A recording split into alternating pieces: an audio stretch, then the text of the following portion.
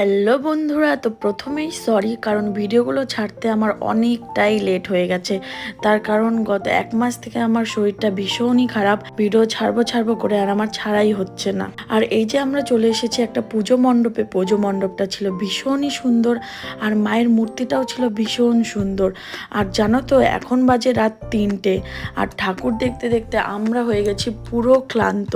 ঠাকুর দেখতে দেখতে বললে ভুল হবে, লাইনে দাঁড়িয়ে থেকে আমরা বেশি ক্লান্ত হয়ে যাচ্ছি। এর জন্য চলে এলাম মকটেল খেতে। আর সত্যি বলতে বন্ধুরা, মকটেলটা খেয়ে পুরো বডিতে যেন এনার্জি চলে এলো। আর তোমরা কি ভাবছো, এই বললাম এখন আর ঠাকুর দেখতে বেরোবো না, আবার এটা কোথায় যাচ্ছি? এখন আমরা চলে যাচ্ছি পেট পুজো করতে। তো আমরা ভেবেছিলাম 5 ফোড়নে খাবো, কিন্তু এখন বাজে রাত 3টা, আমাদের জন্য থোড়ি না 5 ফোড়ন খোলা থাকবে। কিন্তু ভূতের রাজা দিলবার খোলা পেয়ে গিয়েছি। আধ ঘন্টা বসে থাকার পর আমরা ফাইনালি রেস্টুরেন্টের মধ্যে চলে এসেছি।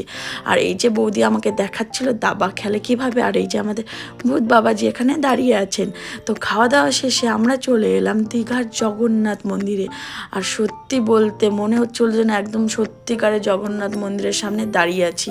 তো এখন ঘুরে সোজা চলে যাবো বাড়ি, কারণ এখন বাজে ভোর 5টে। তো আজকের ভিডিওটা তোমাদের কেমন লাগলো অবশ্যই আমাকে কমেন্টে জানিও। ভালো লাগলে আমার চ্যানেলটাকে সাবস্ক্রাইব করে দিও। তো সবাইকে টাটা।